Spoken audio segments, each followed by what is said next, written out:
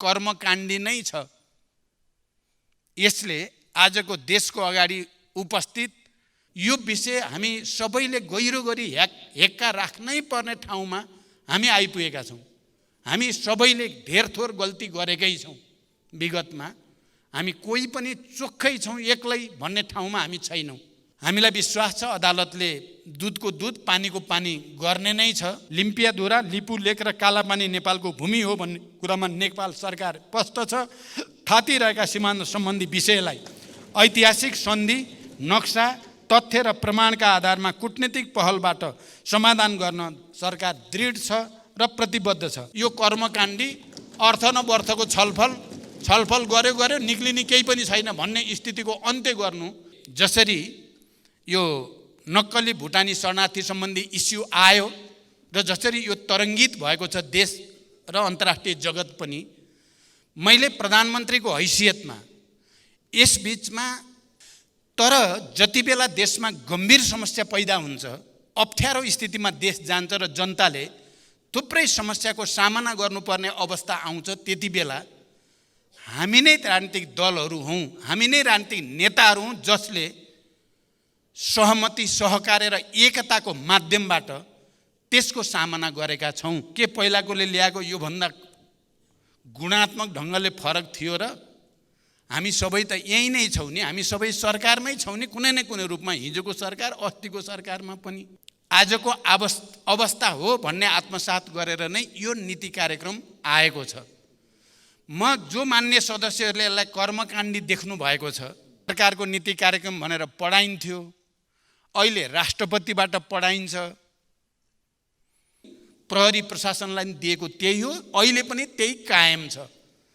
म त्यहाँबाट दायाँ बायाँ भएको देख्ने बित्तिकै मैले त्यहाँ आफ्नो ठाउँबाट इन्टरभेन गर्ने ठाउँ हुँदासम्म मैले इन्टरभेन गरेको छु। के पहिलाकोले ल्याएको योभन्दा गुणात्मक ढङ्गले फरक थियो र? हामी सबै त यही नै छौँ नि, हामी सबै सरकारमै छौँ नि, कुनै न कुनै रूपमा। हिजोको सरकार, अस्तिको सरकारमा पनि मर्मको साथ संकेन्द्रित भएर आयो।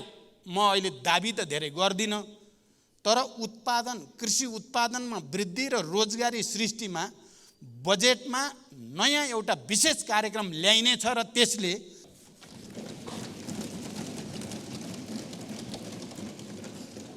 हाम्रा मिडियामा, अझ त्यसमा पनि मुख्यतः सोसियल मिडियामा एक खालको अराजकता हो कि भन्ने हामीलाई भान हुन्छ।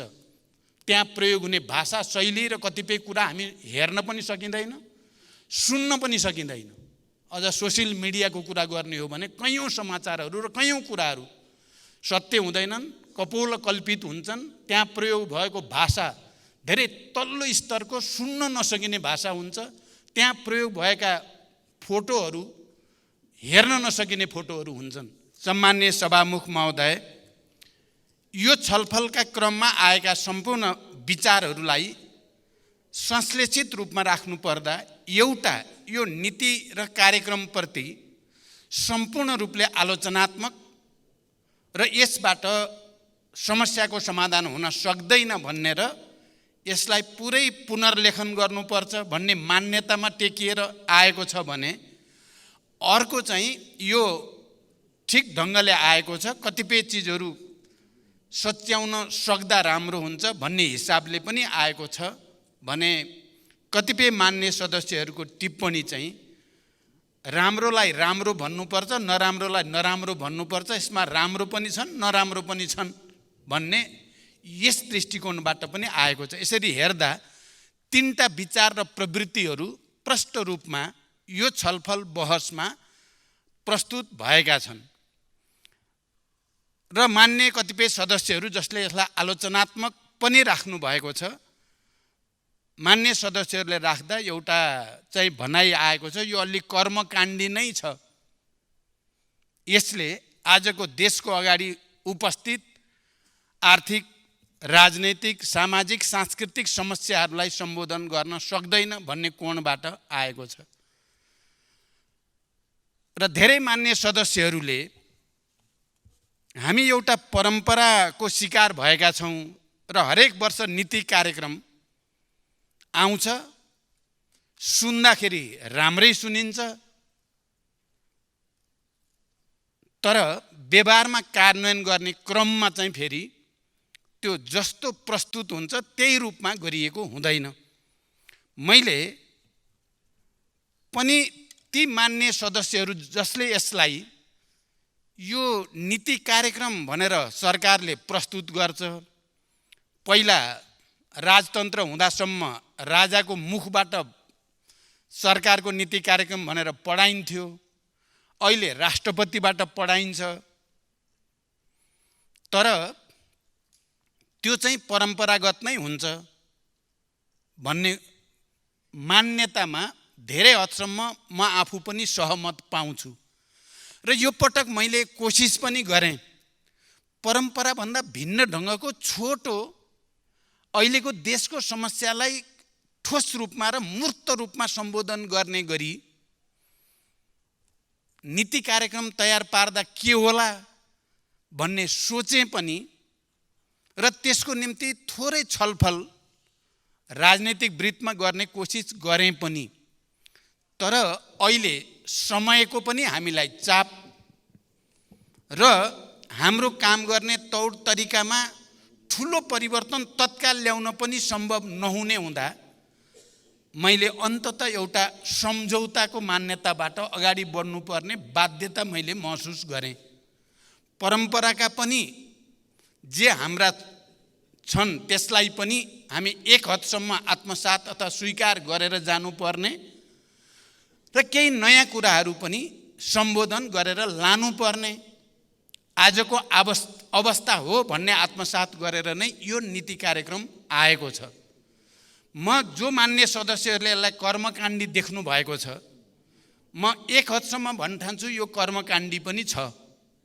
कैयौँ कुराहरू, कैयौँ आधारभूत कुराहरू पोहोर सालको सरकारले ल्याउने पनि यस्तै यस्तै हुन्थ्यो, कैयौँ आधारभूत कुराहरू परार सालको सरकारले ल्याउने पनि यस्तै यस्तै नै हुन्थ्यो, झन् पहिलेको र झन् पहिलेको पनि।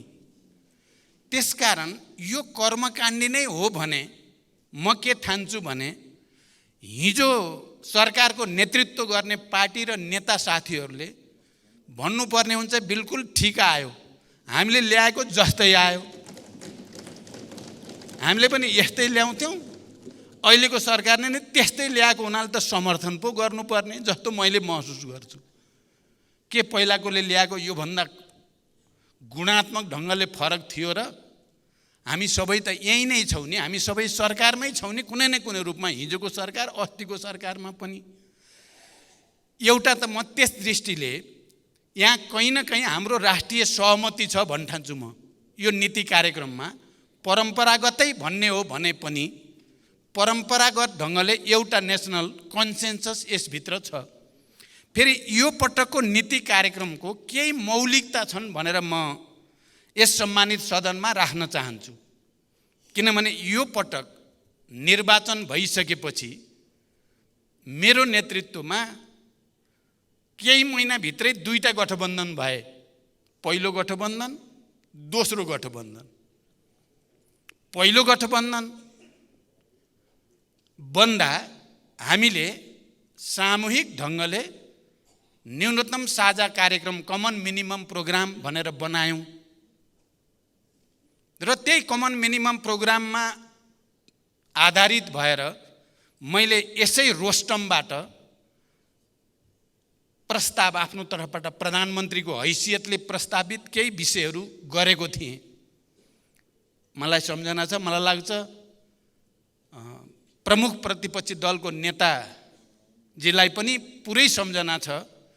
मैले त्यो प्रस्ताव पहिलो गठबन्धनको कमन मिनिमम प्रोग्राममा आधारित भएर मैले त्यो प्रस्ताव प्रस्तुत गर्दै गर्दा र यहाँबाट तल ओर्लेपछि प्रतिपक्षी दलको नेताले भनेको शब्द अहिले पनि म प्रष्ट सम्झिराखेको छु, हिस्टोरिक एन्ड एक्सेलेन्ट स्टेटमेन्ट।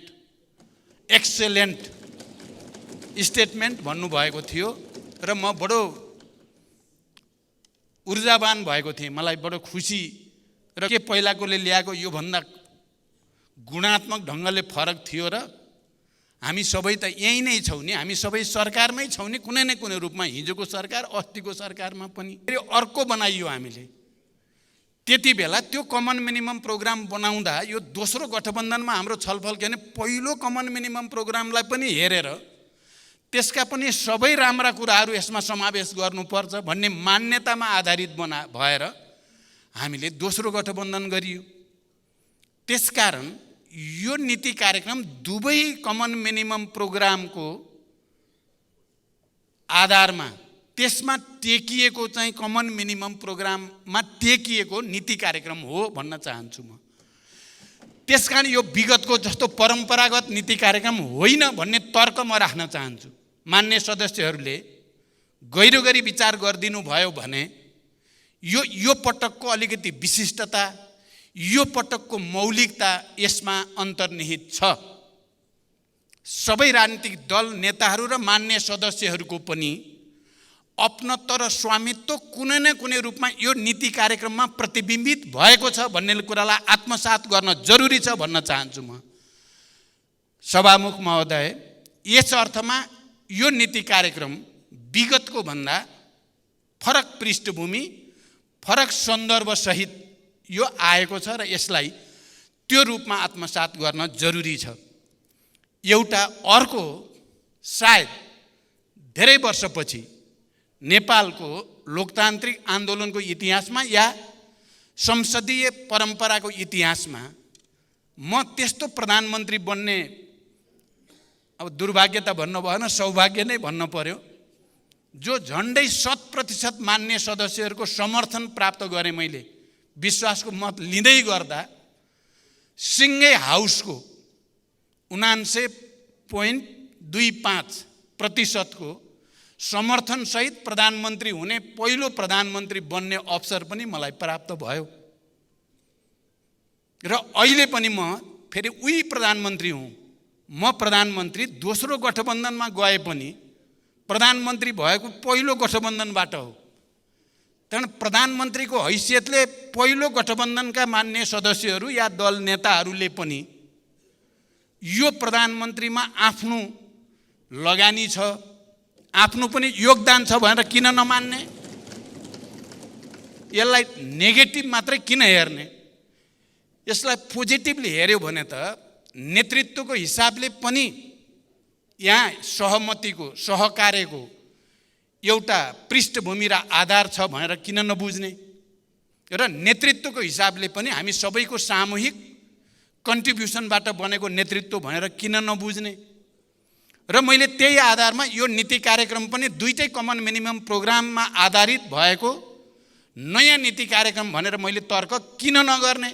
र म मान्य सदस्यहरूलाई यो विषयमा गम्भीर रूपले विचार गर्न हार्दिक अनुरोध गर्न चाहन्छु।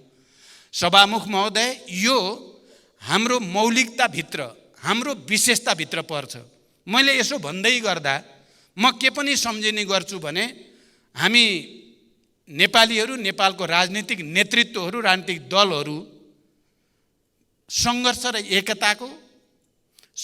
एकता र रूपान्तरणको एउटा नयाँ मौलिक संस्कृतिको विकास गर्ने दलहरू पनि हौँ र त्यस्तो नेतृत्वहरू पनि हौँ भनेर हामीले किन आत्मसात नगर्ने? हामीले त्यत्रो युद्धलाई, द्वन्द्वलाई शान्तिमा रूपान्तरण गर्ने, दुईपटक संविधान सभाबाट निर्वाचन गरेर भए पनि संविधान बनाइ छाड्ने, त्यो पनि सहमतिबाट, परस्पर विपरीत राजनीतिक धारणा र मुद्दा हुँदै पनि शान्ति सम्झौतामा सबै मिलेर सहभागी हुने, सहकार्य गर्ने, अनि सङ्घीय लोकतान्त्रिक गणतन्त्रको संविधान घोषणा गर्दै गर्दा पनि सबै मिलेर त्यसलाई एउटा निष्कर्षमा पुर्याउने हामी नै त हौँ भने अहिले पनि देशमा जे समस्याहरू छन् ती समस्याहरू समाधान गर्न हामीले सहकार्य किन नगर्ने? मैले यो पटक कार्यकारी प्रमुखको जिम्मेवारी जसरी प्राप्त भए पनि प्राप्त भएको सन्दर्भलाई अलिकति विगतको भन्दा भिन्न रूपले अगाडि बढाउने सङ्कल्प मैले लिएकै हो। भिन्न रूपले भन्दा सामाजिक न्याय, सुशासन र समृद्धिका निम्ति सहकार्य राजनीतिक नेतृत्वहरूका बीचमा त्यो जरुरी छ। अहिले कहीँ न कहीँ हाम्रा कतिपय कमजोरीका कारणले, राजनीतिक नेतृत्वका कमजोरीको कारणले, दलहरूका कमजोरीको कारणले जनतामा असन्तुष्टि निराशा बढ्दो छ। हिजो हामी जति बेला विस्तृत शान्ति सम्झौता गर्दै थियौँ, संविधान सभाको निर्वाचन गरेर एउटा नयाँ संविधान निर्माण गर्दै थियौँ, त्यति बेलाको जनताको भरोसा, हामीप्रतिको आशा अहिले विचलित हुँदैछ र कहीँ न कहीँ असन्तुष्टि र निराशा बढ्दो छ र त्यसले कतै अराजकतातिर जाने र देश निकै अप्ठ्यारो स्थितितिर जाने त होइन भन्ने चिन्ता पनि हामी सबैलाई भएको छ। मलाई लाग्छ हिजो 12 बुँदे समझदारी र शान्ति सम्झौतामा सहभागी त्यसका सहयात्रीहरू र त्यसका प्रमुख सहयात्री भन्न चाहन्छु म, प्रमुख सहयात्रीहरू आज निकै गम्भीर हुनुपर्ने आवश्यकता छ र ती प्रमुख सहयात्री मध्ये मैले नेतृत्व गरेको पार्टी र म आफै पनि एउटा प्रमुख भूमिकामा रहेको हुनाले आजको दिनमा मेरो चिन्ता र मेरो चासो र मेरो पहलकदमी चाहिँ कसरी फेरि एकचोटि राष्ट्रिय एकता र सहमतिको वातावरण बनाउने, अहिले देशका अगाडि विद्यमान सुशासनका समस्या, भ्रष्टाचार लगायत विकृति र विसङ्गतिलाई कसरी सामूहिक रूपले त्यसका विरुद्ध अगाडि जाने, समृद्धिको एउटा नयाँ मोडेल हामीले कहाँबाट पत्ता लगाउने र सामाजिक न्यायद्वारा सबभन्दा तल परेका जनतालाई हामीले कसरी सम्बोधन गर्ने भन्ने चिन्ता र चासोको कारणले म निरन्तर त्यसमा पहलकदमीमा छु। यही सदनभित्र पनि हामी सत्तापक्ष छौँ, प्रतिपक्ष छौँ, हाम्रा विचार र राजनीतिमा कयौँ अन्तरहरू छन्, यो मानिएको कुरा हो। यो हिजो पनि थिए, आज पनि छन्, भोलि पनि रहन्छन्। जबसम्म यो राजनीतिक दल र प्रतिस्पर्धा रहिराख्छ, यो भोलि पनि रहिराख्ने नै कुरा हो। तर जति बेला देशमा गम्भीर समस्या पैदा हुन्छ, अप्ठ्यारो स्थितिमा देश जान्छ र जनताले थुप्रै समस्याको सामना गर्नुपर्ने अवस्था आउँछ, त्यति बेला हामी नै राजनीतिक दलहरू हौँ, हामी नै राजनीतिक नेताहरू हौँ जसले सहमति, सहकार्य र एकताको माध्यमबाट त्यसको सामना गरेका छौँ। म फेरि पनि एकचोटि नयाँ मान्य सदस्यहरूलाई स्मरण गराउन चाहन्छु, हिजोको शान्ति सम्झौता र संविधान सभाको कुरा मात्रै होइन, विनाशकारी महाभूकम्पको बेलामा म प्रतिपक्ष दलको नेता थिएँ, अरू साथीहरू सरकारमा हुनुहुन्थ्यो, नेपाली कांग्रेसको नेतृत्वमा सरकार थियो। मैले यसै रोस्टमबाट अब म प्रतिपक्ष दलको नेताको भूमिकामा होइन, सरकारसँग सहकार्य गरेर विनाशकारी भूकम्पबाट भएको क्षतिमा जनतालाई राहत दिने, पुनर्स्थापना गर्ने, पुनर्निर्माणको अभियानमा तपाईहरुको साथमा छु भनेर मैले घोषणा गरेको थिएँ र त्यसले एउटा नयाँ माहौल देशभरि बनेको थियो र त्यसले साँच्चै एकातिर विनाशकारी भूकम्पबाट भएको क्षति पीडामा जनतालाई राहत र मलमपट्टीको भूमिका खेलेको थियो भने अर्कोतिर त्यो परिस्थितिले र त्यो घोषणाले संविधान सभाबाट संविधान बनाउने पनि एउटा निकै सकारात्मक माहौल बनेको थियो। आज पनि म के देख्छु भने जुन आर्थिक संकटको स्थितिमा आज देश छ, सुशासनको दृष्टिकोणले संस्थागत भ्रष्टाचारको जो स्थिति छ माथिदेखि तलसम्म, सामाजिक न्याय र समृद्धिका दृष्टिकोणले जुन समस्या र चुनौतीको हामीले आज सामना गर्नु परेको छ, मलाई के लाग्छ भने यति बेला फेरि हामी यी विषयहरूमा, कम्तीमा पनि यी विषयहरूमा हामी राजनीतिक दल र नेताहरू एक भएर अगाडि बढ्न आवश्यक छ।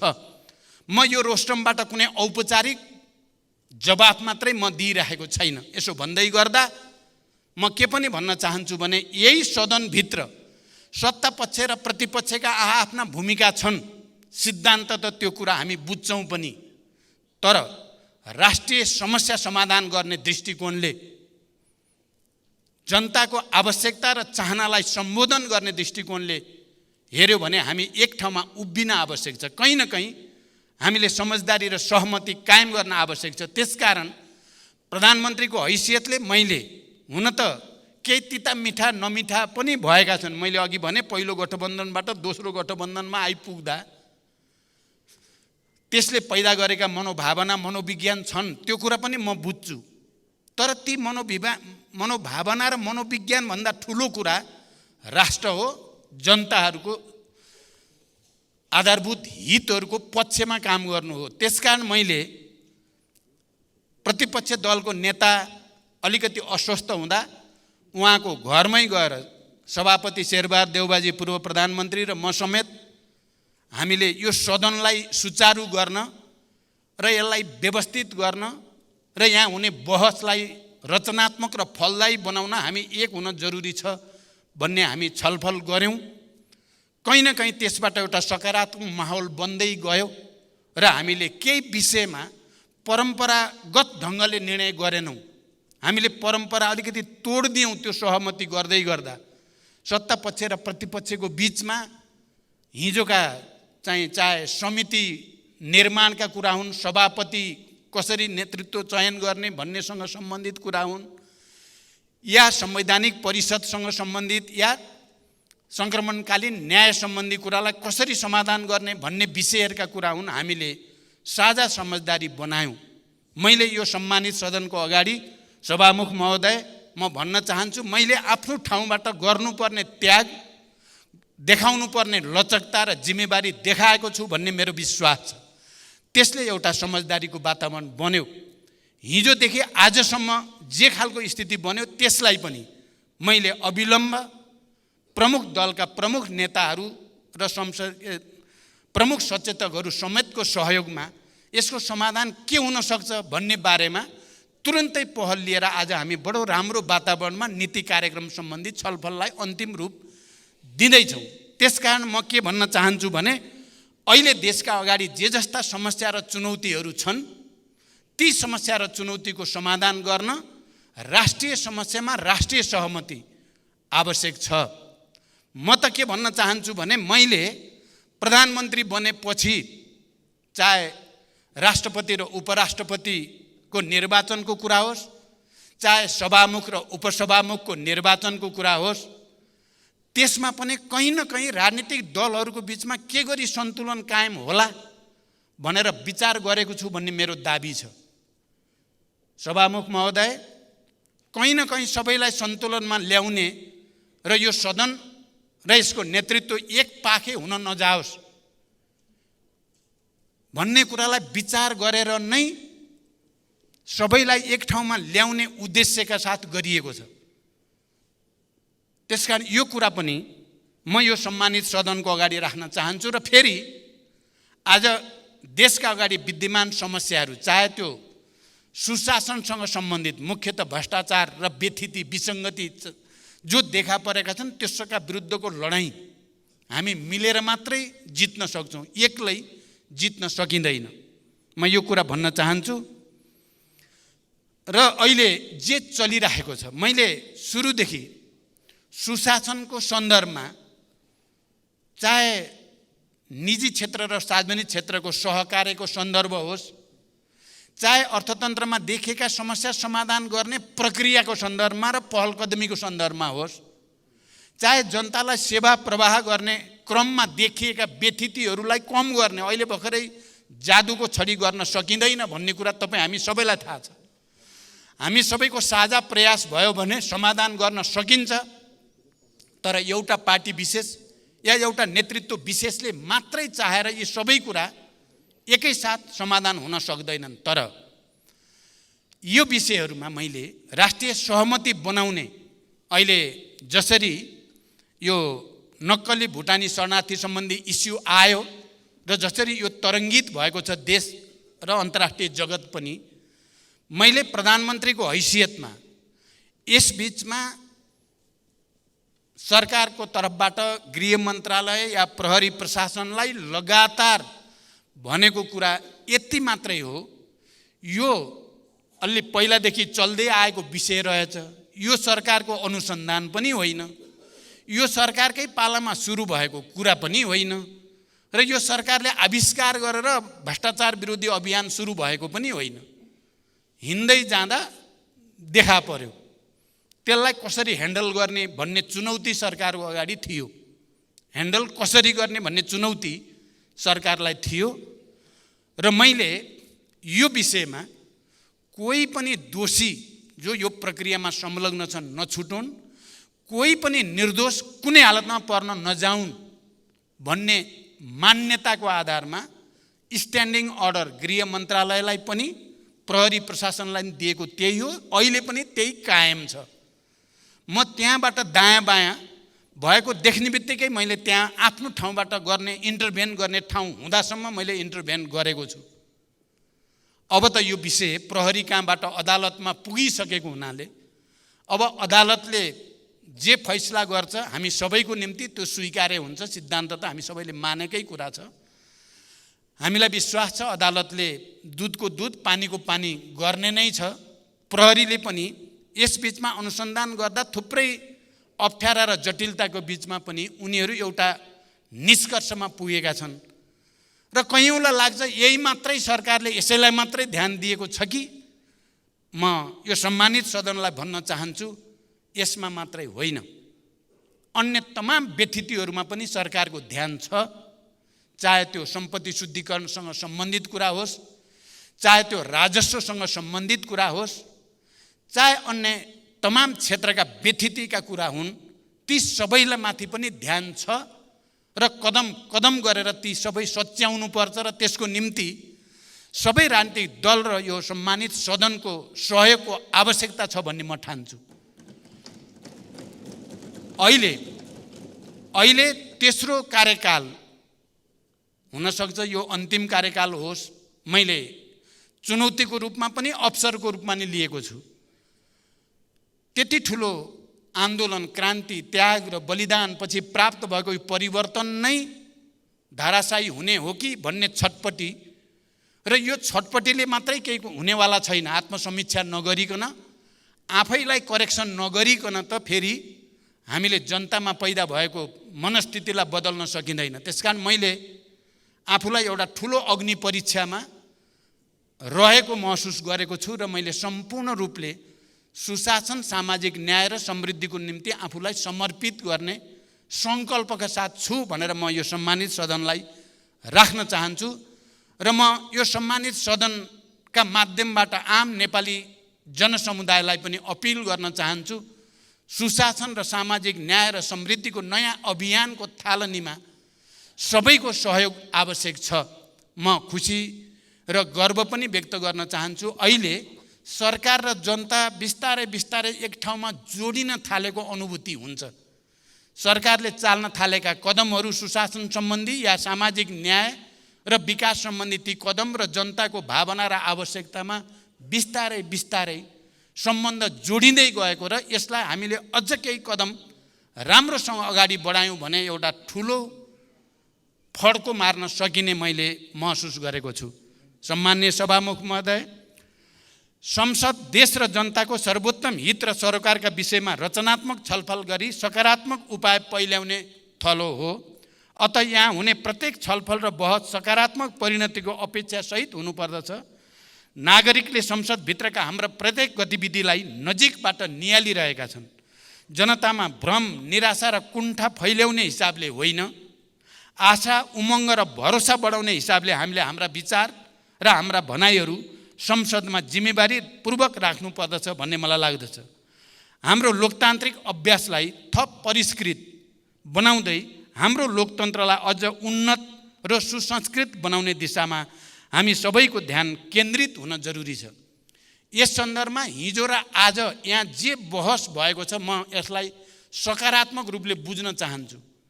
अहिले समाजमा, हाम्रा मिडियामा, अझ त्यसमा पनि मुख्यतः सोसियल मिडियामा एक खालको अराजकता हो कि भन्ने हामीलाई भान हुन्छ।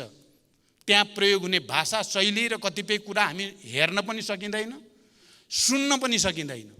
अझ सोसियल मिडियाको कुरा गर्ने हो भने कयौँ समाचारहरू र कयौँ कुराहरू सत्य हुँदैनन्, कपोल कल्पित हुन्छन्। त्यहाँ प्रयोग भएको भाषा धेरै तल्लो स्तरको, सुन्न नसकिने भाषा हुन्छ।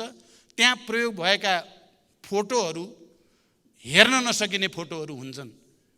यो एउटा अराजकताको स्थितितिर मैले अहिले अध्ययन गर्दैछु। हाम्रा छिमेकीदेखि संसारका उन्नत भनिने देशहरूमा यो प्रक्रियालाई कसरी उनीहरूले नियमन गरेका छन्, कसरी नियन्त्रण गरेका छन्। हाम्रो जस्तो स्वतन्त्रता भन्ने कि अराजकता मैले अन्त कहीँ पनि देखिनँ। हामी मात्रै त्यस्तो ठाउँमा छौँ।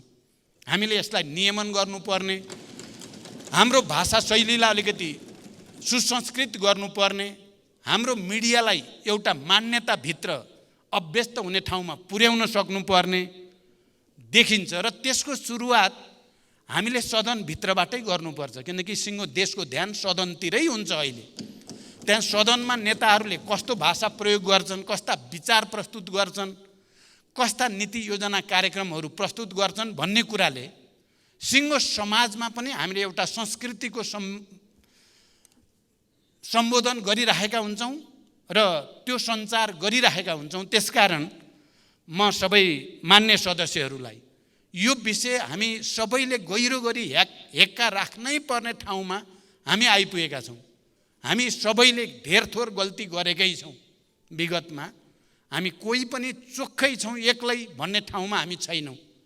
त्यहाँ सबैले आत्मसमीक्षा गर्ने र यहाँ हुने बहसलाई पनि स्तरीय बनाउने, अध्ययन गरेर आउने, तथ्यमा आधारित भएर बहस गर्ने कुरालाई जोड दिने, भाषा शैली पनि सुसंस्कृत प्रयोग गर्न जोडबल गर्ने, गाली गलोज र चाहिँ घोचपेच बढी गरेर केही प्राप्त हुनेवाला छैन भन्ने कुरालाई आत्मसात गर्न जरुरी छ।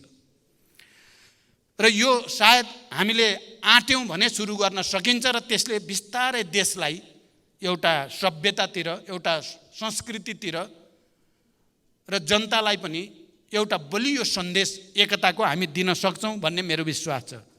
वर्तमान सरकार देशका सामु विद्यमान चुनौतीहरूलाई सम्बोधन गर्दै सुशासन, समृद्धि र सामाजिक न्यायलाई प्रमुख प्राथमिकतामा राखी दृढताका साथ अघि बढेको छ। यिनै प्राथमिकतामा केन्द्रित भई आर्थिक सामाजिक रूपान्तरणका नवीन सोच र कार्यक्रमहरूसहित प्रस्तुत हुने जमर्को गरिएको छ।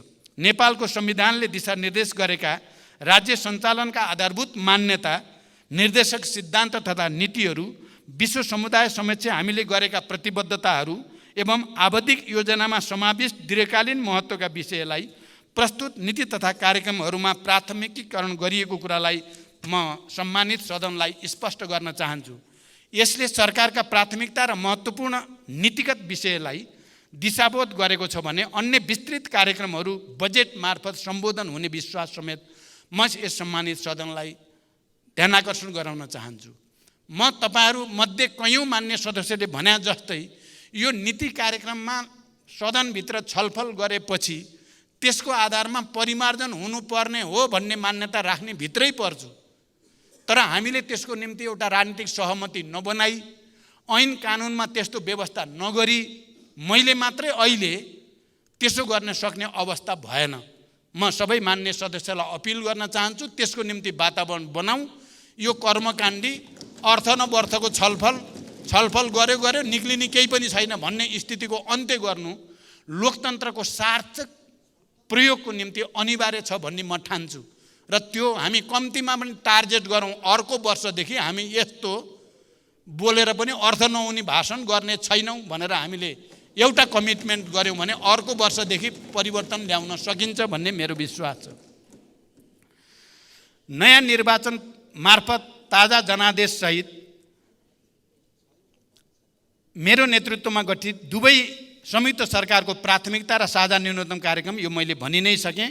यस नीति तथा कार्यक्रममा हाम्रो राष्ट्रिय आकाङ्क्षा स्पष्ट रूपमा प्रतिबिम्बित भएको छ भन्ने मेरो विश्वास छ। यसमा राष्ट्रिय सार्वभौमिकता, भौगोलिक अखण्डता, स्वतन्त्रता, स्वाधीनता एवं राष्ट्रिय हितको संरक्षण गर्दै सबल र न्यायपूर्ण नेपाल निर्माण गर्ने सर्वोपरि लक्ष्य हासिल गर्ने दृढ सङ्कल्पका साथ ठोस कार्यक्रमहरू अगाडि सारिएकै छ।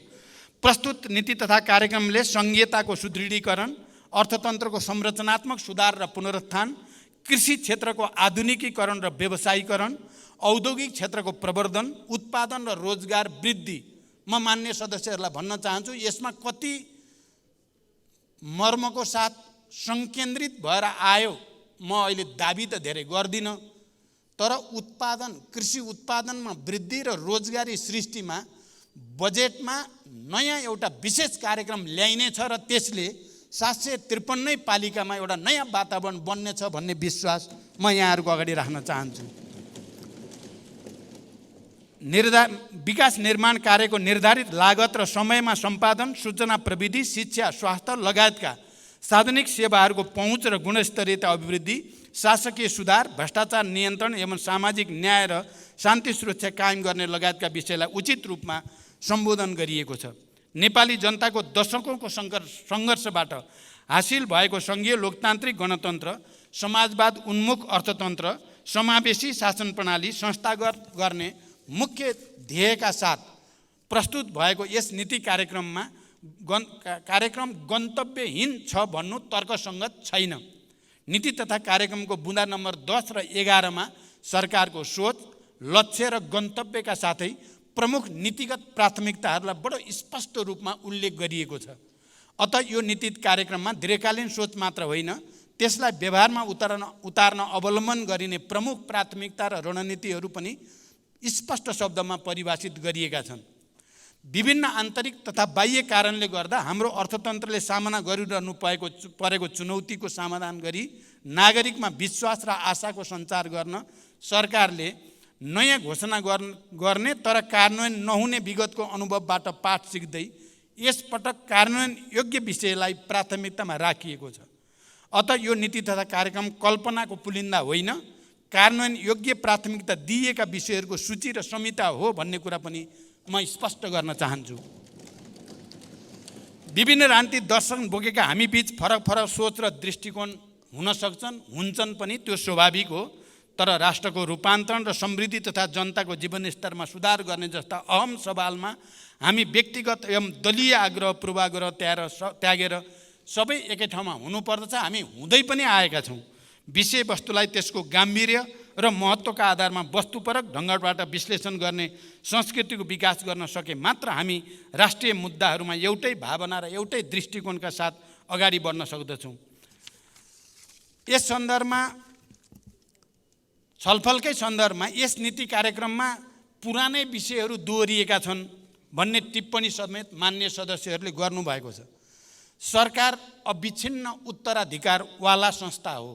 यो कुरा सबै दल र अझ प्रमुख नेताहरूलाई राम्रोसँग ज्ञान छ। नीतिगत स्थिरता र गतिशीलता बीच उपयुक्त सन्तुलन कायम गरेर मात्र समृद्धिको यात्रा तय गर्न सकिन्छ। यसै यथार्थमा आधारित विगतदेखि सञ्चालन हुँदै आएका महत्त्वपूर्ण र राष्ट्रिय प्राथमिकताका कार्यक्रमलाई निरन्तरता दिइएको छ। साथै जनतासँग प्रत्यक्ष सरोकार राख्ने थप नयाँ नीति र कार्यक्रम पनि प्रस्तावित गरिएका छन्, जसमध्ये म मान्य सदस्यको अगाडि केही प्रतिनिधिमूलक कार्यक्रम जुन नयाँ छन् त्यसलाई यहाँ संक्षेपमा उल्लेख गर्न चाहन्छु। 1. कृषिमा आत्मनिर्भरता हासिल गर्न गुणस्तरीय बिउ बिजनमा देशलाई आत्मनिर्भर बनाउने, पशुपन्छी तथा खाद्य सम्बन्धी प्रयोगशालाहरूको स्तरोन्नति तथा अन्तर्राष्ट्रिय सम्बन्धनमा प्राप्तिका लागि आवश्यक व्यवस्था गर्ने, प्रत्येक पालिकामा एक-एकवटा शीतगृह, कृषि भण्डारण वितरण केन्द्र स्थापना गर्ने, ढलापडा रुखहरूलाई व्यवस्थित गर्ने, कृषि र वनको संयुक्त कार्यक्रम सञ्चालन गर्ने विषय यसमा प्रस्तावित गरिएको छ र यो विषय नयाँ कार्यक्रम हो भनेर म स्पष्ट गर्न चाहन्छु। विद्युत क्षेत्रमा 2 वर्षभित्र सबैलाई विद्युतमा पहुँच पुर्याउने, हिउँदमा 30 युनिट र बर्सातमा 50 युनिटसम्म विद्युत निःशुल्क उपलब्ध गराउने, सिँचाइ कार्यमा प्रयोग हुने विद्युत महसुलमा सहुलत दिने कार्यक्रम पनि यसमा समेटिएको छ। यो आफैमा नयाँ कार्यक्रम हो। शिक्षा क्षेत्रको व्यवस्थित विकासको लागि सङ्घीय शिक्षा ऐन जारी गर्ने, विद्यार्थी मूल्याङ्कनको राष्ट्रिय मापदण्ड तर्जुमा गर्ने, उच्च शिक्षामा देखिएका समस्या समाधानका लागि सुझाव पेश गर्न उच्च स्तरीय शिक्षा आयोगको कुरा, नवप्रवर्तन र आविष्कार कोषको स्थापना गर्ने, चिकित्सा शिक्षालाई एकीकृत र योजनाबद्ध रूपमा विस्तार गर्न चिकित्सा शिक्षा सम्बन्धी प्रतिष्ठानहरूलाई एकीकृत छाता ऐन अन्तर्गत सञ्चालन गर्ने र सबै प्रदेशमा मेडिकल कलेज स्थापना गर्ने लगायतका कार्यक्रमहरू पनि विगतको निरन्तरता मात्र होइन, नयाँ ढङ्गले यसलाई प्रस्तुत गरिएको छ। स्वास्थ्य सेवा प्रभावकारी रूपमा प्रवाह गर्न सामुदायिक अस्पतालमा बहिरङ्ग सेवा बिहान 8 बजेदेखि बेलुका 8 बजेसम्म अनिवार्य रूपमा सञ्चालन गर्ने, आधारभूत स्वास्थ्य सेवा प्रवाहका लागि आवश्यक 98 प्रकारका औषधिहरू स्वदेशमै उत्पादन गर्ने, प्रत्येक प्रदेशमा मुटुको शल्यक्रिया र क्यान्सर रोगको समेत निदान हुन सक्ने गरी सुपर स्पेसियालिटी अस्पताल स्थापना गर्ने, आगलागी लगायत विभिन्न दुर्घटनामा परेका घाइतेहरूलाई शीघ्र उपचार गर्न एम्बुलेन्स, दमकल, सुरक्षाकर्मी तथा स्वास्थ्यकर्मी सँगसँगै परिचालन हुने गरी एकीकृत आकस्मिक सेवा प्रणाली स्थापना गर्ने, हिंसा पीडित महिला तथा बालबालिकाका लागि प्रदेश र स्थानीय तहसम्म एकीकृत सेवा सहितको दीर्घकालीन तथा अल्पकालीन पुनर्स्थापना केन्द्र स्थापना गर्ने लगायतका नयाँ कार्यक्रम पनि यसमा समेटिएका छन्। यसै गरी राष्ट्रिय पूर्वाधार गुरु योजना तयार गर्ने, ऊर्जा नीतिलाई समसामयिक बनाउने, आम सञ्चार सम्बन्धी पूर्वाधारको सहप्रयोगको व्यवस्था गर्ने, पूर्वाधार निर्माणमा 2 शिफ्टमा काम गर्ने, उच्च पहाडी र हिमाली क्षेत्रको भौगोलिक नक्साङ्कन गरी धातु, अधातु एवं दुर्लभ भौगोलिक पदार्थ अन्वेषण गर्ने, एक प्रदेश एक सांस्कृतिक ग्राम स्थापना गर्ने, श्रमिकहरूको स्वचालित ज्याला प्रणाली लागू गर्ने जस्ता विषय पनि यो नीति कार्यक्रममा समेटेका छन्, जो आफैमा नयाँ छन्।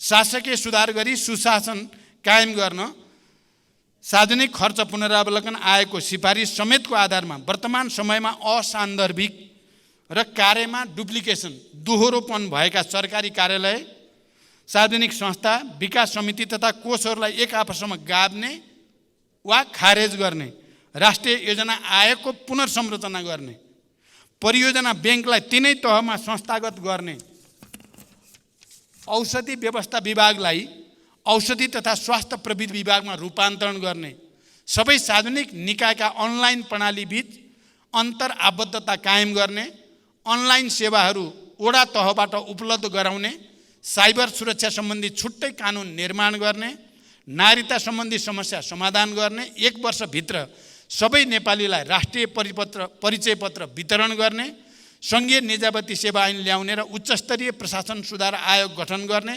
शान्ति प्रक्रिया र सङ्कटकालीन न्याय सम्बन्धी काम 2 वर्षभित्र टुङ्गोमा पुर्याउने तथा उच्च पदस्थ लगायत जो कोहीले गैर कानुनी रूपमा आर्जन गरेको सम्पत्तिलाई छानबिनको दायरामा ल्याउने लगायतका विषयलाई प्राथमिकताका साथ राखिएको कुरा पनि म जानकारी गराउन चाहन्छु।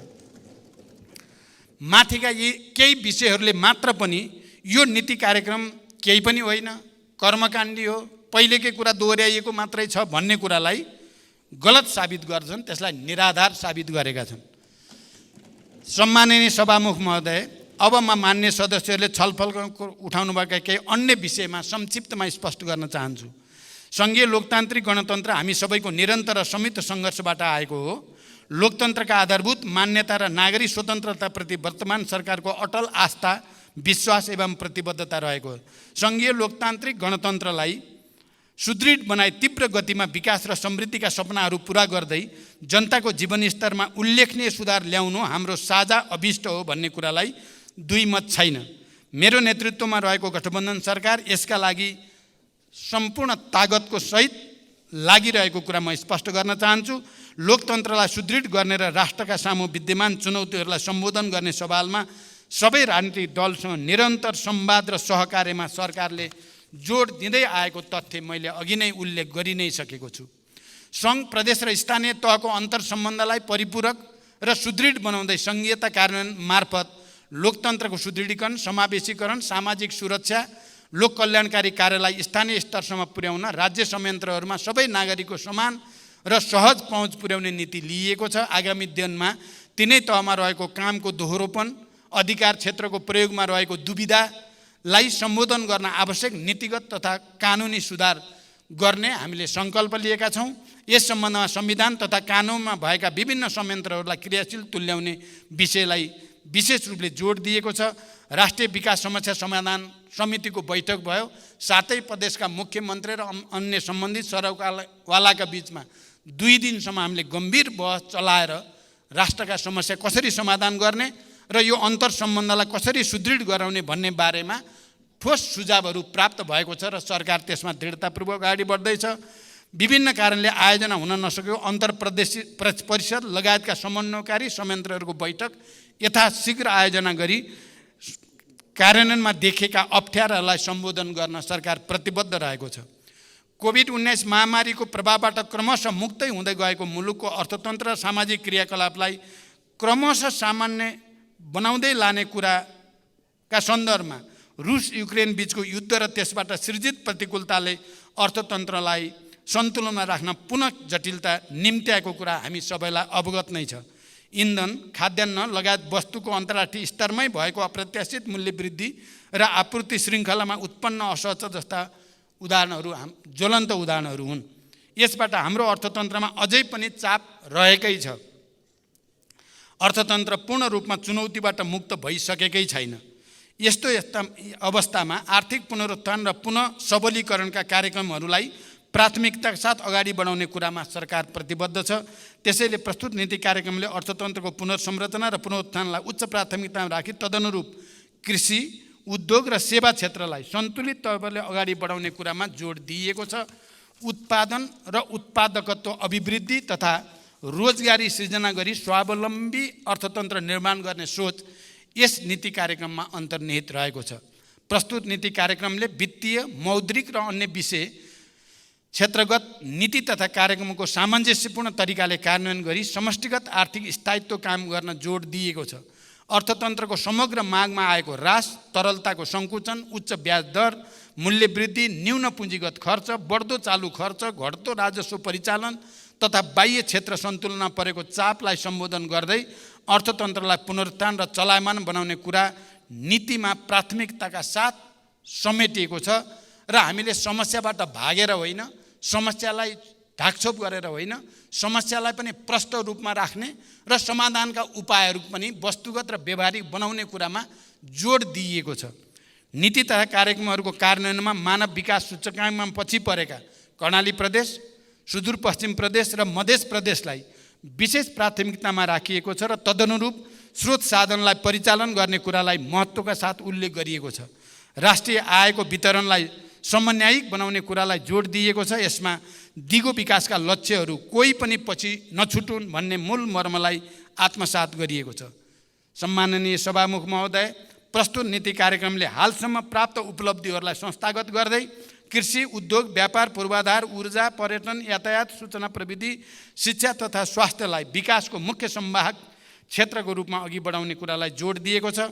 उत्पादन, उत्पादकत्व र रोजगारी र आय वृद्धि, मानव पुँजी निर्माण, आय असमानता र बहुआयामिक गरिबीको दरमा कमी, दिगो विकास र जलवायु उत्थानशीलता, संहिताको सुदृढीकरण र सुशासनलाई प्राथमिकतामा राखिएको छ। प्रस्तुत नीति तथा कार्यक्रमले मूलतः राष्ट्रिय महत्त्वका तथा राष्ट्रका लागि दीर्घकालीन रूपमा प्रभावित पर्ने विषयलाई प्राथमिकताका साथ समेटिएको छ। विगतदेखि सञ्चालनमा रहेका बहुवर्षीय रूपान्तरणकारी र राष्ट्रिय प्राथमिकताका कार्यक्रमलाई निरन्तरता दिएको छ। तदनुसार बजेट तथा साधन स्रोत विनियोजन गरिने कुरामा म सबै मान्य सदस्यहरूलाई आश्वस्त तुल्याउन चाहन्छु। यस नीतिले मूल्य वृद्धि नियन्त्रण गरी मुद्रास्फीतिलाई वाञ्छित सीमाभित्र राख्ने र उपभोक्ताको हक हित संरक्षण गर्ने कुरालाई उच्च प्राथमिकतामा राखेको छ। लामो समयदेखि बन्द र रुग्ण अवस्थामा रहेका उद्योगहरूलाई पुनः सञ्चालनमा ल्याउने वा खारेज वा एकीकरण गर्ने कुरालाई महत्त्वको साथ उल्लेख गरिएको छ। सार्वजनिक खर्चमा मितव्ययिता कायम गर्दै खर्चको उत्पादकत्व बढाउने कुरालाई विशेष जोड दिएको छ। प्रस्तुत नीति कार्यक्रमले गुणस्तरीय सेवा प्रवाह र आधारभूत वस्तु तथा सेवाको नियमित आपूर्तिमा विशेष जोड दिएको छ। स्वदेशी उत्पादनमा खाद्य सुरक्षाको प्रत्याभूत गर्न क्षेत्रगत नीतिहरूमा समेत कृषि तथा वन क्षेत्रलाई उत्पादन र उत्पादकत्वसँग आबद्ध गर्दै लैजाने नीति लिएको छ। कतिपय मान्य सदस्य 2 वर्षभित्र ढलापडा रुख निकाल्ने 2 वर्ष किन कुर्ने भन्नुभएको छ। 2 वर्षभित्र भनेको हामीले त 50औं वर्ष कुरिसक्यौँ। 50औं वर्षदेखि त ढलापडा त सडा भइसकेका छन्। अब ती ढलापडालाई 2 वर्षभित्र भनेको भोलिदेखि नै निकाल्न सके त निकाल्न पाइन्छ भन्ने नै कुरा हो। आधुनिक र व्यवस्थित विकासको आधार भू उपयोग योजना भएकोले यसलाई तिनै तहको सरकारको समन्वयमा प्रभावकारी तवरले कार्यान्वयनमा ल्याउने कुरालाई नीतिले जोड दिएको। यसै गरी भूमिहीन, सुकुम्बासी तथा अव्यवस्थित बसोबासीहरूको समस्या समाधान गर्ने विषय पनि नीतिमा समेटिएको छ। र म के भन्न चाहन्छु भने सरकारको लक्ष्य 2 वर्षभित्र सुकुम्बासी र अव्यवस्थित बसोबासीहरूको समस्या समाधान गर्ने सङ्कल्प सरकारले लिएको छ। यो घोषणा म यो सम्मानित सदनमा गर्न चाहन्छु। अर्थतन्त्रको दिगो विकासका लागि उत्पादनशील क्रियाकलापहरूको प्राथमिक भूमिका रहन्छ। यसको प्रमुख संवाहक निजी क्षेत्र हो। अत निजी क्षेत्रलाई अर्थतन्त्रको विकासमा मुख्य साझेदार मानिएको छ। यसको अर्थ सहकारी र अन्य क्षेत्रबाट हुने योगदानलाई अवमूल्यन गर्नु बिल्कुल होइन। सहकारी क्षेत्रले पुँजी परिचालन, लगानी र रोजगारी सृजनामा खेल्दै आएको महत्त्वपूर्ण भूमिकालाई सरकारले कदापि उपेक्षा वा नजरअन्दाज गर्ने छैन। संविधानमा उल्लेख भए झैँ सार्वजनिक, निजी र सहकारी तीनवटै क्षेत्रको संयुक्त सहभागिता र संलग्नतामा स्वतन्त्र, समृद्ध र समाजवाद उन्मुख अर्थतन्त्र निर्माण गर्न सरकार स्पष्ट पनि छ र दृढ पनि छ। तीव्र औद्योगिकरण मार्फत रोजगारी तथा आय वृद्धि गरी जीवनस्तर उकास्न निजी क्षेत्रले उल्लेख्य भूमिका खेल्न सक्ने कुरालाई मनन गरी निजी क्षेत्र मैत्री नीति र पूर्वाधार विकासलाई सरकारले विशेष जोड दिएको हो। कृषि उत्पादनमा आत्मनिर्भरता हासिल गर्ने लक्ष्यका साथ नेपालमै उत्पादन हुन सक्ने कृषि उपजको उत्पादन र उत्पादकत्व वृद्धि र बजारीकरणलाई जोड दिएको छ। कृषकहरूलाई समयमै रासायनिक मल र उन्नत बिउ बिजन उपलब्ध गराउने तथा वर्षैभरि कृषियोग्य जमिनमा सिँचाइ सुविधा विस्तार गर्ने कुरालाई नीतिले समेटेको छ। साथै स्थानीय तहमा जैविक मल कारखाना स्थापना गर्न सरकारले प्रोत्साहन गर्ने नीति स्पष्ट रूपमा अगाडि सारेको छ। सरकारले उत्पादन र उत्पादकत्व वृद्धि गरी निर्यात प्रवर्धन मार्फत व्यापार घाटा कम गर्ने उद्देश्य लिएको छ। यस अन्तर्गत तुलनात्मक लाभ भएका वस्तुको पहिचान, प्रशोधन, उत्पादन वृद्धि, बजार विस्तार तथा आन्तरिक उपभोग बढाउने र प्राथमिकता प्राप्त क्षेत्रमा स्वदेशी तथा वैदेशिक लगानी आकर्षित गर्ने कुरालाई जोड दिएको छ। स्वदेशमा उत्पादित वस्तु 20% महँगो भए पनि खरिद गर्ने कुरालाई नीतिले स्पष्टका साथ उल्लेख गरेको छ। व्यापार घाटा घटाउन सरकारले भर्खरै नेपाल व्यापार एकीकृत रणनीति र व्यापार घाटा न्यूनीकरण कार्यक्रम कार्यान्वयनमा ल्याएको छ। व्यापार जन्य पूर्वाधारहरूको विकास र प्रक्रियागत सरलीकरण गरी व्यापार लागत घटाई नेपाली निर्यात जन्य वस्तुको प्रतिस्पर्धी क्षमता बढाउने तथा लघु, घरेलु र साना उद्योगका उत्पादनलाई बजारीकरणमा टेवा पुर्याउने कुरालाई पनि नीतिले जोड दिएको छ। सरकार र निजी क्षेत्रको बलियो साझेदारी विकास गरी उत्पादन र रोजगारीका अवसर विस्तार गर्ने विषय सरकारको उच्च प्राथमिकतामा रहेको छ। यसै मान्यतालाई आत्मसात गरेर नै निजी क्षेत्रबाट अघि बढाइएका मेक इन नेपाल र मेड इन नेपाल लगायतका कार्यक्रमलाई सहयोग गर्ने विषय नीतिले अङ्गीकार गरेको छ। उद्योग प्रशासनलाई सरल र प्रविधि मैत्री बनाउँदै प्रक्रियागत सुधार र लागत कटौती गर्ने विषयलाई प्राथमिकतामा राखिएको छ। निर्यात गर्ने उद्योगलाई प्रोत्साहन गर्न नगद अनुदान दिने विषयलाई निरन्तरता दिइएको छ। वैदेशिक लगानी प्रवर्धनको लागि आवश्यक नीतिगत, संस्थागत र प्रक्रियागत सुधार गर्ने कुरालाई उच्च प्राथमिकतामा राखिएको छ। सडक, सिँचाइ, खानेपानी, यातायात जस्ता पूर्वाधारहरू लगायत विकासका कार्यलाई समयमै सम्पन्न गर्न आवश्यक नीतिगत एवं कार्यप्रणालीमा सुधार गर्ने, स्रोतको अभाव हुन नदिने, आयोजनाको लागि जग्गा प्राप्त गर्ने प्रक्रियामा सरलीकरण गर्ने कुरालाई नीतिले विशेष रूपले समेटेको छ। राष्ट्रिय गौरव लगायतका सबै विकास आयोजनाहरू निर्धारित लागत, समय र गुणस्तरमा सम्पन्न गर्न आवश्यक प्रबन्ध मिलाइने कुरालाई विशेष जोड दिएको छ। सबै प्रकारका हिंसा, शोषण र भेदभावको अन्त्य गरी भयमुक्त, सुसंस्कृत र सभ्य समाजको निर्माण गर्ने कुरालाई नीतिले विशेष जोड दिएको छ।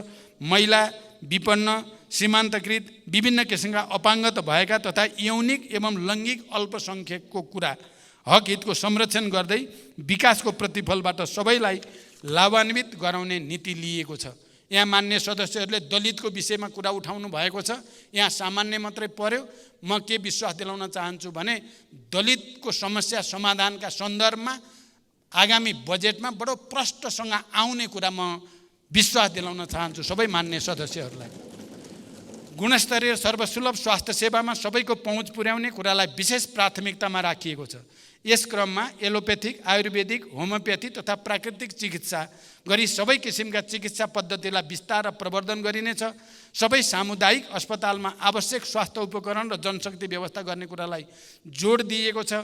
मेडिकल शिक्षालाई देशभित्र विस्तार गर्ने र स्वास्थ्य संस्थाहरूको स्तरोन्नति गर्ने विषय नीतिको प्राथमिकतामा रहेको छ। स्वदेशमै गुणस्तरीय शिक्षालाई सर्वसुलभ बनाई गुणस्तरीय शिक्षाको लागि विदेश जानुपर्ने बाध्यतालाई अन्त्य गर्ने, उच्च शिक्षालाई सबै प्रकारको विसङ्गतिबाट मुक्त राख्दै प्राज्ञिक र अनुसन्धानात्मक केन्द्रको रूपमा विकास गर्ने एवं शिक्षालाई प्रविधि र रोजगारीसँग आबद्ध गरी उद्यमशीलता र बजारको माग अनुसारको दक्ष जनशक्ति उत्पादन गर्ने कुरालाई नीतिले प्राथमिकतामा राखेको छ। युवाहरूलाई उद्यमशील बनाई व्यवसायमा आकर्षित गर्न स्टार्टअप उद्यमहरूलाई प्रोत्साहित गर्ने, श्रम आप्रवासन व्यवस्थित गर्ने, विदेशमा रहेका नेपालीहरूको सुरक्षा गर्ने तथा अप्ठ्यारोमा परेका नेपालीहरूलाई तुरुन्त उद्धार गर्ने विषयलाई नीतिमा समेटिएको छ।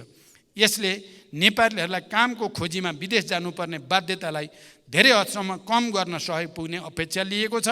सामाजिक सुरक्षा कोषमा विदेशका श्रमिकहरूलाई आबद्ध गर्ने निर्णय सरकारले लिइसकेको छ र यसलाई विस्तार गरिँदैछ र छिटै नै विदेशमा रहेका नेपाली नागरिकहरूले मतदानमा सहभागी हुन पाउने निर्णय पनि हामी गर्दैछौँ र नागरिकता सम्बन्धी समस्यालाई पनि हामी सम्बोधन गर्दैछौँ छिट्टै नै।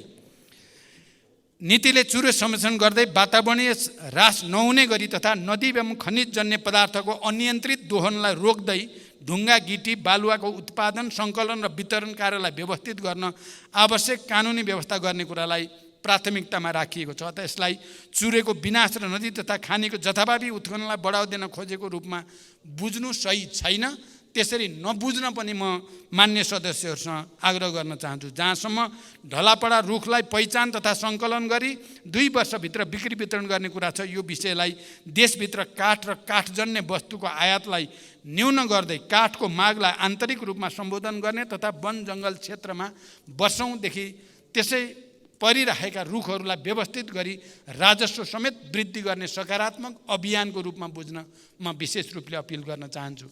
नीतिमा सार्वजनिक प्रशासनलाई सक्षम, व्यावसायिक, सुदृढ, प्रतिस्पर्धी, समावेशी र जनउत्तरदायी बनाउँदै प्रशासन संयन्त्रबाट प्रवाह हुने सार्वजनिक सेवालाई छिटो छरितो र नतिजामुखी बनाउने कुरालाई जोड दिइएको छ। सबै सरकारी कार्यालयमा सेवा प्रवाहको एकद्वार प्रणाली विकास गर्ने, जनगुनासोलाई प्रभावकारी तवरले सम्बोधन गर्ने कुरालाई समेटिएको छ। काम गर्ने कर्मचारीलाई प्रोत्साहित र पुरस्कृत गर्ने कुरालाई प्राथमिकता राखिएको छ। राष्ट्र सेवाको कार्य सम्पादन मूल्याङ्कनलाई वस्तुनिष्ठ, वैज्ञानिक र प्रविधि मैत्री बनाउने र प्रत्येक महिना प्रधानमन्त्रीको अध्यक्षतामा मन्त्री, सचिव र आयोजना प्रमुखहरूको उपस्थितिमा प्रगति समीक्षा गरी मासिक रिपोर्ट कार्ड तयार गर्ने नीतिगत व्यवस्थाले विकास आयोजनाहरूको सञ्चालन र अनुगमनलाई थप प्रभावकारी बनाउने विश्वास लिएको छ। भ्रष्टाचार विरुद्ध शून्य सहनशीलताको नीतिलाई राज्यका सबै तह र तबकामा कडाइका साथ लागू गर्न सरकार दृढ प्रतिबद्धताका साथ अगाडि बढेको छ। भ्रष्टाचार नियन्त्रण सम्बन्धी कानुनमा सुधार तथा भ्रष्टाचार नियन्त्रण गर्ने निकायहरूको संस्थागत सुदृढीकरण र सबलीकरणमा जोड दिएको छ। भ्रष्टाचार हामी सबैको साझा शत्रु भएकोले निरोधात्मक, उपचारात्मक र प्रवर्धनात्मक सबै उपायहरू अवलम्बन गरी कडाइका साथ नियन्त्रण गर्नुको कुनै विकल्प छैन। देशभरिका सरकारी र सार्वजनिक चल अचल सम्पत्तिको अभिलेख तयार गरी संरक्षण गर्ने कुरालाई पनि सरकारले विशेष जोड दिएको छ। भ्रष्टाचार नियन्त्रणका सम्बन्धमा कतिपय मान्य सदस्यहरूले सरकारको अझ प्रधानमन्त्रीकै मुटु पनि हल्लिएको हो कि भनेर आशंका गर्नुभयो। म ती मान्य सदस्यलाई बिल्कुल आशंका नगर्न, बरु सरकारले जो अभियान सुरु गरेको छ त्यसमा दृढतापूर्वक उभिन म अपिल गर्न चाहन्छु। सम्पत्ति शुद्धिकरण निवारण सम्बन्धी कानुन संशोधन गर्नेदेखि सबै किसिमका कर छली, अनियमितता, सुशासन विरोधी क्रियाकलापलाई सरकारले नियन्त्रण गर्ने कुरामा विशेष जोड दिएको छ। नीति अनुसन्धानमा रहेको संस्थागत दोहोरोपन हटाउने, सरकारी तथा सार्वजनिक निकायबाट हुने अध्ययन अनुसन्धान विश्वविद्यालय मार्फत गराइने कुरा समेटिएको छ। यसबाट उच्च शिक्षालाई नवप्रवर्धनात्मक, अनुसन्धान र रोजगारमूलक बनाउन सहयोग पुग्ने अपेक्षा लिएको छ। सभामुख महोदय, नक्कली भुटानी शरणार्थी सम्बन्धमा भएका ठगी, घुसखोरी, सङ्गठित अपराध र राष्ट्रद्रोही कार्यलाई सरकारले गम्भीरताको साथ लिएको छ। हालसम्म प्राप्त तथ्य र प्रमाणको आधारमा पहिलो चरणको अनुसन्धान पुरा गरी 30 जना उप मुद्दा दायर भइसकेको छ। भविष्यमा यस विषयको अनुसन्धानलाई जारी राख्दै कुनै पनि अपराधीले उन्मुक्ति पाउन नसकोस् भन्ने विषयमा सरकार प्रतिबद्ध र संवेदनशील छ भन्ने कुरा म स्पष्ट राख्न चाहन्छु। अनुसन्धान गर्दा दोषीलाई कानुनी दायरामा ल्याउने र निर्दोषलाई अनावश्यक दोषारोपण र दुःख नहोस् भन्नेतर्फ सरकार निरन्तर सजग रहेको जानकारी गराउन चाहन्छु। यो विषय अब देशको प्रतिष्ठासँग मात्र जोडिएको नभएर अन्तर्राष्ट्रिय जगतको पनि उत्तिकै चासोको विषय भएकोले यसलाई राजनीतिक आग्रहभन्दा माथि उठेर हामी सबैले साझा रूपले एउटा सही निष्कर्षमा पुर्याउने र सुशासनको एउटा नयाँ प्रक्रिया सुरु गर्ने आधार बनाउन विशेष रूपले सोच्न जरुरी छ। म त्यसको निम्ति सम्मानित सदन समक्ष र सम्मानित सदन मार्फत आम नेपाली जनसमुदायलाई पनि हार्दिक अपिल गर्न चाहन्छु। परराष्ट्र नीति सञ्चालनमा सबै राजनीतिक दलबीच एउटै धारणा हुनुपर्दछ भन्ने कुरामा सरकार विश्वास गर्दछ र हामीले परराष्ट्र नीतिका मामिलामा देशको राष्ट्रिय एकता, भौगोलिक अखण्डता र देशको भूमिको बारेमा यसै सदनबाट राष्ट्रिय एकताको हामीले घोषणा गरेका छौँ। त्यसमा हामी कसैको विमति छैन। राष्ट्रिय हितलाई सर्वोपरि राखी सार्वभौमिक समानता, पारस्परिक लाभ र सम्मानका आधारमा छिमेकी लगायत सबै मित्र राष्ट्रसँगको सम्बन्धलाई थप प्रगाढ बनाउन सरकार प्रतिबद्ध छ। देशको सार्वभौमसत्ता, भौगोलिक अखण्डता, राष्ट्रियता, स्वाधीनता, स्वाभिमान र सिमानाको सुरक्षाका लागि सरकार सदैव सचेत र प्रतिबद्ध छ। लिम्पियाधुरा, लिपु लेक र कालापानी नेपालको भूमि हो भन्ने कुरामा नेपाल सरकार स्पष्ट छ। थाती रहेका सीमान्त सम्बन्धी विषयलाई ऐतिहासिक सन्धि, नक्सा, तथ्य र प्रमाणका आधारमा कूटनीतिक पहलबाट समाधान गर्न सरकार दृढ छ र प्रतिबद्ध छ। यस नीति तथा कार्यक्रममा मूलतः सरकारको भावी दिशा, नीतिगत व्यवस्था र प्राथमिकता समेटिएको छ। स्रोत व्यवस्थापन सहितको विस्तृत कार्यक्रम र आयोजना बजेट मार्फत प्रस्तुत हुने नै छ। यस नीति तथा कार्यक्रममा उल्लेखित विषयहरूलाई ठोस कार्ययोजनाका साथ समयबद्ध ढङ्गबाट कार्यान्वयन गरी अपेक्षित नतिजा प्राप्त गर्न आवश्यक प्रबन्ध मिलाइएको छ। प्रस्तुत नीति तथा कार्यक्रमका विभिन्न विषयहरूमा मान्य सदस्यहरूले राख्नुभएको संशोधन प्रस्तावका साथै छलफलका क्रममा उठेका विषयमा मैले सम्बोधन गरिसकेकोले सम्बन्धित मान्य सदस्यहरूलाई संशोधन प्रस्ताव फिर्ता लिनको लागि अनुरोध गर्न चाहन्छु र यस नीति तथा कार्यक्रमलाई सर्वसम्मतिबाट स्वीकृति होस् भन्ने म अनुरोध पनि गर्न चाहन्छु। सम्माननीय सभामुख महोदय, आर्थिक वर्ष 80-81 का लागि प्रस्तावित नीति तथा कार्यक्रमले समृद्ध, सबल र न्यायपूर्ण नेपाल निर्माण गर्ने हाम्रो सङ्कल्पलाई साकार तुल्याउन महत्त्वपूर्ण योगदान पुर्याउने छ भन्ने म विश्वास दोहोऱ्याउन चाहन्छु। यस नीति तथा कार्यक्रमको कार्यान्वयनबाट संविधान र संहिताको प्रभावकारी कार्यान्वयन हुने, उत्पादकत्व र रोजगारीमा वृद्धि भई स्वाधीन, सबल र समाजवाद उन्मुख अर्थतन्त्र निर्माण गर्न योगदान पुग्नेछ। नागरिकको गुणस्तरीय शिक्षा र स्वास्थ्यमा पहुँच वृद्धि हुने तथा सेवा प्रवाहमा सुधार भई जनतामा राज्यप्रतिको विश्वास बढ्ने विश्वास लिएको छु। अन्त्यमा नेपाली जनताको जीवनस्तरमा युगान्तकारी रूपान्तरणको दिशामा यो नीति तथा कार्यक्रम विशेष महत्त्वको हुने विश्वास व्यक्त गर्दै यसको कार्यान्वयनमा सम्बन्धित सबैबाट सक्रिय सहयोग प्राप्त हुने कुरामा म आशावादी छु। हुन त मान्य सदस्यहरूलाई यसलाई पुरै खारेज गरेर अर्को लेख्नुपर्छ पनि भन्नुभएको छ। यो पक्कै पनि सत्ता पक्ष र प्रतिपक्षको हामीले अवलम्बन गर्दै आएको परम्पराको दृष्टिकोणले त ठिकै होला, तर आजको आवश्यकताको दृष्टिकोणले चाहिँ म त्यसरी एक्सट्रिममा हामी कोही जानु उचित छैन भन्ने कुरा राख्न चाहन्छु र हामी मिलेर मात्रै यी समस्या र चुनौतीको सामना गर्न सक्छौँ। साथै सरकारले अघि सारेको नीति तथा कार्यक्रमको कार्यान्वयनमा सबै मान्य सदस्यहरूमा विगतमा झैँ सहयोग र सद्भाव प्राप्त हुने आशा राख्दै आफ्नो भनाइ यहीँ टुङ्ग्याउँछु। धन्यवाद।